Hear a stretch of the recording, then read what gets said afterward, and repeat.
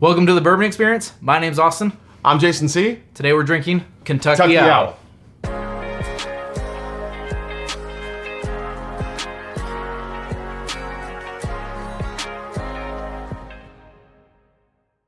Welcome back, guys. I am super excited for this week's Sunday guest.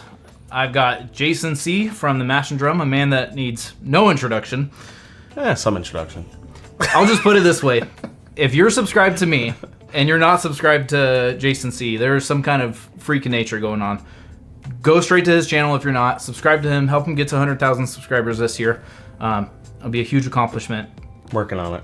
Yep, you'll get there. I believe it. Yeah, I don't think I'll hit it this year, but hopefully soon. So today we're going to do the 8, 9, and 10 releases of Kentucky Owl. I've been wanting to do these batches in particular for a long time. This didn't really fit in a standard Tuesday or Friday release video for me, which I normally do. Just because they're so old, the releases came out a while ago. They're not really relevant anymore. So typically I do my Sunday guests with kind of one-off fun things that wouldn't fit into my normal format. And what better way to have these special bottles with this special guest? And so these last 3 Kentucky Owls, these were the last 3 releases that came out under Dixon Dedman. Yep. And so just really quickly, I'll say Kentucky Owl was founded in 1879 by a pharmacist, Charles Mortimer Dedman, or C.M. Dedman. That distillery was in production until Prohibition. They didn't make it out of Prohibition. Went under. Years and years and years later, the great-grandson of C.M. Dedman rejuvenated the brand, Dixon Dedman, with Mark and Sherry Carter of now Old Carter. Mm-hmm. The first few releases were single-barrel releases. After the first few releases, Mark and Sherry left, and then it became kind of a batch product later down the line. I want to say around batch 6. I'm not certain on that, but somewhere around there, it became a batch product. It stayed under Dixon Dedman's control up until batch 10. After that, I don't know if there was a falling out with Stoli, the parent company, or I don't know the details. There's kind of some rumors going on. Well, Dixon, I know, had a big issue with the pricing, and it really drove him bananas on the pricing, especially how it was being priced versus what the retail cost was versus what people were paying, secondary for. Not only that, but what bars were charging for pours as well. Oh. It would kind of drive him nuts. So I think that was part of it. And I mean, who knows what else was going on behind the scenes as far as, creative control and creatively where he wanted to take the brand, where Stoli wanted to take the brand. Those are probably closed doors. Sure. Those are closed door conversations we'll never know. But I do think that Dixon Dedman kind of started this whole trend of kind of secretly under the radar of recharring whiskeys or throwing them into new charred barrels to kind of give it a fresh kick of darkness and sweetness, and we see a lot of NDPs doing that these days. Yeah, definitely. That's what I was gonna say. Yeah, when Dixon brought it back as an NDP, non-distilling producer, and I had heard rumors that not everything was double-barreled, but certain ones were, certain ones weren't. Ones that needed a little bit extra, they would do that with, and then he would batch them kind of accordingly. Yep. So then after batch 10, it's all Stoli stuff, and it drives me nuts. Have you looked at those labels at all? I mean, I have a batch 11 up there, I think. So something that drives me wild is it doesn't make sense.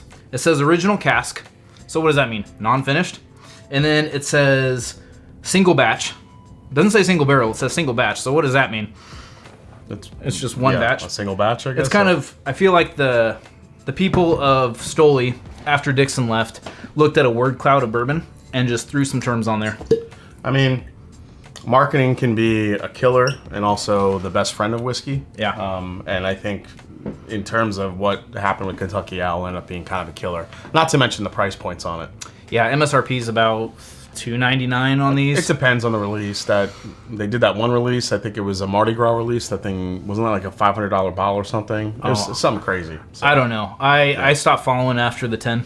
Yeah. And then they came out with all the Takumi and then the St. Patrick's Day. They got very gimmicky and kind of... So after 10, I kind of fell off. I think like most people did. Yeah. Unfortunately. But it was good while we had it. It was. It was very good. So I have the last 3 of before he left, 8, 9, and 10. And I actually think they're pretty starkly different from each other. So it'd be a good way to encompass all of that. instead of having to jump around and do different episodes. Yeah, let's get into it. Yeah, so this is batch 8.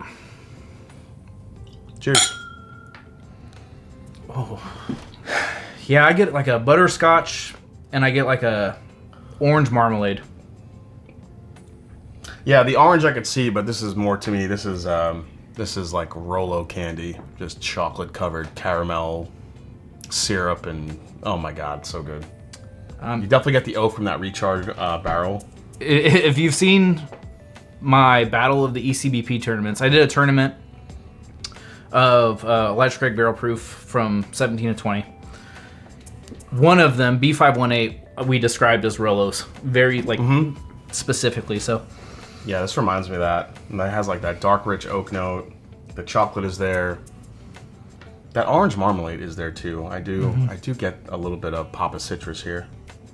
All right, cheers. Let's give it a try. Oh, holy shit, I forgot how good that is. It's very good. I get the... Oh man, I just gotten something very distinct on the back end of that. So I get like I get a darker caramel, not like a salted caramel, flirting with butterscotch. I get the orange marmalade. I get this sweetness. On the finish, I get baking spice, but then I get like a cayenne pepper, which I don't normally get, this like cayenne pepper spice on the finish. Wow. I get like Heath bar on it. Oh, really? Like a toffee kind of thing? Toffee, chocolate. I definitely see where the cayenne pepper you're getting is coming from. That nice little kick on the back end, almost like a crushed red pepper type of just hit. Yep. Yeah, and then it gets into like this. Yeah, what is it? I'm getting like it's like a burnt. I always put things in like food perspective. Yeah. It's like you took a Cinnabon and you burnt it a little bit. Oh, okay. We get like the cinnamon, the sweet glaze, but it's been in the oven a little too long, and there's like a dark, charred. But then it's like that, but you put cayenne pepper on top. Yeah. That's what it tastes like. Yeah. I am a huge fan of Batch 8. I bought one on a Black Friday deal for $2.25. And then I popped it in the store, poured it with the owner and the friends I was in line with, and this is I think my third bottle now. I'm very sensitive to like that double char technique that they use, and I feel like I could taste it, but there are some NDPs that do it very wrong, and this is a great example of how to do it right. Yeah, I don't pick up on the finish aspect of it. Yeah, it's like where there's like this slight little tint of bitterness on it from that double charring, and you get like kind of the extra oak and the extra barrel char. But here, it's not exactly bitter as it is sweet, and I think that's what you want. I think when people just kind of throw stuff in there just to see what happens, they're not exactly kind of getting this effect that we're seeing here in the batch 8. This is really nice. Yeah, and I'll say this one is 120. That's 10. Oh, I'll say this one is 121 proof, so 60.5 ABV. Actually comes off like an old school Elijah Craig Barrel Proof a little bit. I was going to say at the end of this, well, I'll get to that at the end of this. Okay. So let's move on to batch 9. So batch 9 is 127.6 proof, 63.8, and this one is... This was the darling of the bourbon world for quite a while. Yes, it was. Yes, it was. For good reason. For good reason. Ooh. A little bit more fruit forward on this one. Like a red licorice. More rye forward. Almost like Jelly Belly cherry. Yeah, definitely. Cherry jelly beans. Yeah, that's a really good note. I like that. This right off the bat, immediately I get more red licorice. I get more rice forwardness. Where the other one was less fruit forward, but more rich with a little bit of that orange. Yeah. Ooh. Yeah, it's brighter. It's a little sweeter. The darkness from it's very wildly different from 8. Yep. 8 was just darker and chocolate and it almost lived in the shadows. Yeah. This is kind of back into the light and bright and fruity, but also some dark aspects at the same time. It almost feels like it's scraping your tongue, if that makes sense. Like if a cat licks your hand, like what that would feel like on your tongue, that like scraping effect, it kind of has that, which is really nice. I don't know. I wouldn't call it drying or anything like that, but it just has this texture to it that. I haven't had this in a long time. I had a bottle of this, and as I told you, finished it. I actually sent the empty bottle to someone that wanted it for their collection, which I thought was pretty interesting. But my brother-in-law got my empty bottle of this. But man, it's good to try this again. This is forgot how special that bottle was. It is, yeah, it is very good. I don't know which one I like more. They're completely two different whiskeys. It's like you have this dark side whiskey and the light side. It's like a Star Wars. I don't know. I don't want to get you copyright infringement. So. I'm not big enough for that yet. So they don't even know. Yeah, it's brighter. A little bit. Man, that cherry note. It's becoming a little bit more. I like that it leans into more of a sweet cherry, not the medicinal cherry. Yes, absolutely. It never gets to that point. It kind of stays kind of even keel, but it also gives you kind of those dark flavors to balance it out. Heavy cherry, cinnamon. The baking spices in here are heavy too, which I really dig. Yeah, it doesn't have that cayenne pepper though. Yeah. That like 8 did.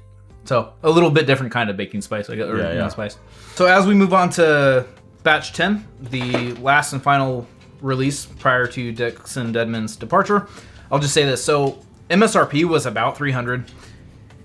Secondary at the peak on any one of these batches was about, I don't know, $375-ish, and I've seen it come down to $350 and even $325. Well, remember the Kentucky Owl Rise, how people kind of went crazy for that as well, when you talked about the first batch and then the final batch of the Kentucky Owl Rye. Those were special ryes too. I was lucky enough to have both of them unopened. I was kind of holding on to them for a special occasion, probably. If I ever get married, maybe I'll put those up on the bar. We'll see. Those are good. But people complain about and if like you were saying, one of the reasons Dixon left was the marketing or like the price point and what they're charging people for this product. Yep. I guess the flip side of the coin is the markup on secondary is damn near retail. So you can to this day get any one of these batches first fairly close to retail, which I would actually try to get my own. I got to try batch 10, but that batch 8, I might try to get a bottle of that. I think it's really good. I really like batch 8. So all right, let's get into 10. I get, and I always get it on this. Three Musketeers nougat. Immediately. I get a Carnival caramel apple funnel cake. Caramel apple funnel cake. I could definitely see the apple. Yeah, that's where that. I don't know if I've ever had a caramel apple funnel cake. Maybe that's why my brain can't comprehend what you're saying. Think donuts. Donuts. Caramel apple donut. Yeah. Well, no, donut for sure. But when you say caramel apple, are you combining the caramel apple with the funnel cake? Or are those two still separate entities? Just put it all together. Okay, we're just going to put it all together. All right. Yeah. To me, the nose is reminiscent of like a good E.H. Taylor barrel proof batch. Because I always get apple and caramel and cinnamon on an E.H. Taylor barrel proof. Yeah, apple cinnamon is definitely strong, but I totally see the like fried pastry note that you're picking up. Yeah, I pick up what you're putting down there. There's a little bit of I would take that caramel apple and I would actually wrap some peanuts around it because there's a nuttiness to this, especially on the nose I'm getting, like pecans, like a nice dark pecan note. Like a payday? Yeah. No. No? No, that's like Planters peanuts. Yeah. I'm talking about like a pecan pie, where it's a little bit darker and has like that bitter sweetness. Fair enough. Yeah.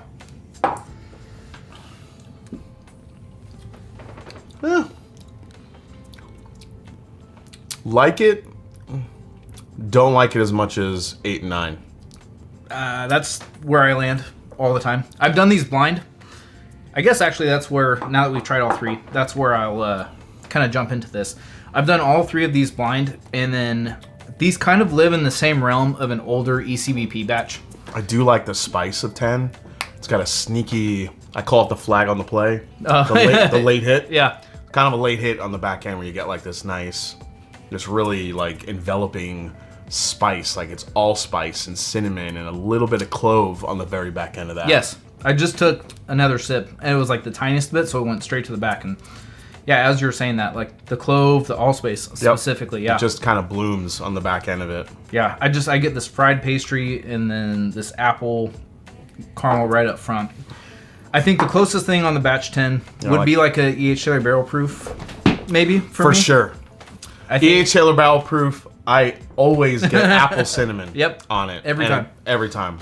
And then I think with the batch 8, your best bet would be like a really good older ECBP batch. Yeah. That you can still get for like 120. Something great, like a B519 or something. Maybe like C920 or something like that, you know? That's good. And then the 9 just lives in its own kind of little realm of this red fruit. So what's your favorite out of the 3? It's like picking your favorite child. I get it. Right. Well, I only have one, so that's an easy decision. Me between it's 8 and 9. Yeah. I just don't know which one I like more. I go 8, 9, 10. Blind, the Darling 9 shines pretty. Has usually come out more. I think that's more. It speaks to a proof. Okay. More so than it does a quality, because when I come back to the 8, this delicate orange marmalade, this baking spice, this cayenne, I think it's more nuanced. There's more layers to it that really just, I think it's a better quality. And 9 is just a punch in the face. And I mean, I'm a proof guy, so that kind of, I like those really big, bold flavors. But if you really break it down, kind of the delicate flavors that 8 has, for me, kind of shines through. Yeah, I tend to lean towards 8 just because of how the darkness of it. Like, I just love darker profiles. I love the richness, and 8 has that. I love 9. I think 9, I'll say this, 9 is more layered and has more nuance than 8 does. Oh, you think so? I think so, but 8, as like a pure brunt of force flavor, 8 is stronger. And maybe that's why I'm kind of going into the 8. I keep saying this one, but this is 8 over here. That's funny. I don't know if I would agree that. I think more 9 is a pure brunt force flavor kind of thing. I think maybe because it's brighter to me. Like 9 doesn't seem as bold as 8 does. Fair enough. Like you equate the darkness with boldness. Yes. And you equate the red fruit with a lighterness. A little bit of a brighter. Fair enough. Okay. Yeah. But I mean, they're both equally kind of in your face. Yeah. I'm gonna have to try to acquire an 8. I'll go. Maybe even a 9. I go 8, 9, 10. I would agree. Yeah. I would agree. Okay, so that's where we're leaving this. It was really great to bring these special bottles on this event and be able to re-review some of my other stuff. If you'll watch Jason's episode that has the Sitz-Weller stuff. And so this is going to come out after. Just kind of a bucket list thing to do. It was great. It felt a little bit crazy. I was getting on a plane like, what am I doing? but actually, when you told me, I'm like, what is this guy doing? He's flying all the way here just to do a show? Okay. I felt like that, but but I'm glad I did. It's something I always remember. It was a great time. Great to review these things. Jason, thank you so much for having me. Thank you for the probably next video that'll be out. And I'm going to wrap it up there. As always, the bourbon experience is all about good pours and great times with whoever you're with. Whiskey meant to be enjoyed, so crack those bottles. Cheers. Cheers. Thanks, man.